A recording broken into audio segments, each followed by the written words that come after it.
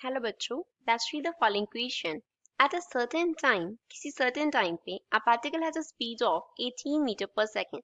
Particle का जो speed है वो 18 मीटर पर सेकंड है इन पॉजिटिव एक्सट्रैक्शन। किस डायरेक्शन में? पॉजिटिव एक्सट्रैक्शन में। And 2.4 second later it's speed was 30 metre per second in the opposite direction. 2.4 second के आफ्टर उसका जो स्पीड था वो कितना हो गया? 30 मीटर पर सेकंड हो गया, लेकिन ऑपोजिट डायरेक्शन में। मींस इस केस में ऑपोजिट डायरेक्शन क्या होगा? नेगेटिव एक्सट्रैक्शन होगा। What is the average acceleration of the particle during this 2.4 second interval?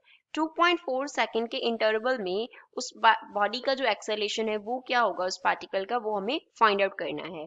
So first of all we will talk about the key concept used in the question. इस question में हम क्या की concept apply करेंगे? तो पहले तो हमें क्या फाइंड आउट करने को बोला है? Acceleration, average acceleration find out करने को बोला है।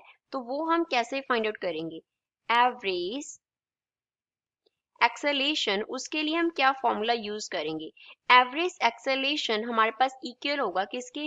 चेंज इन वेलोसिटी कितना हुआ? चेंज इन वेलोसिटी जो है वो कितना हुआ अपॉन में हमारे पास चेंज इन टाइम कितना हुआ? Time interval. Change in time कितना हो, कितने टाइम में कितना वेलोसिटी चेंज हुआ, that will be average acceleration. Suppose initial time t1 था, ये क्या स्टेट है हमने कंसिडर किया? इनिशियल स्टेट कंसिडर किया।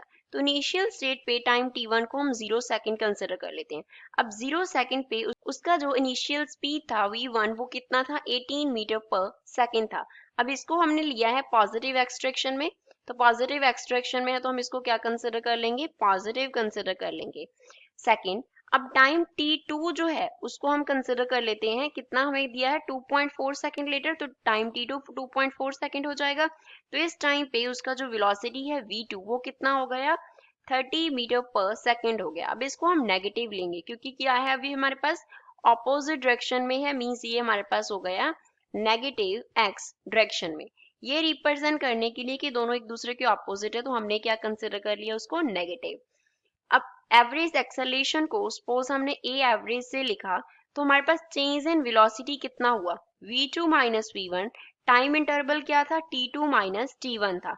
अभी वैल्यू सब्स्टिट्यूट कर दो। एवरेज एक्सेलेरेशन जो है ए एवरेज, v2 का वैल्यू -30, v1 का वैल्यू 18, लेकिन आगे नेगेटिव साइन है, अपॉन में क्या आ गया? 2.4 आ गया। तो यहाँ से एवरेज एक्सेलेरेशन जो है वो इक्वल आ गया -20 मीटर पर सेकेंड स्क्वायर के।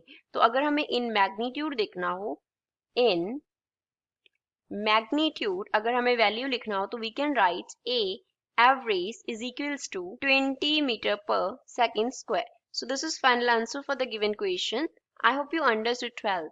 Thanks.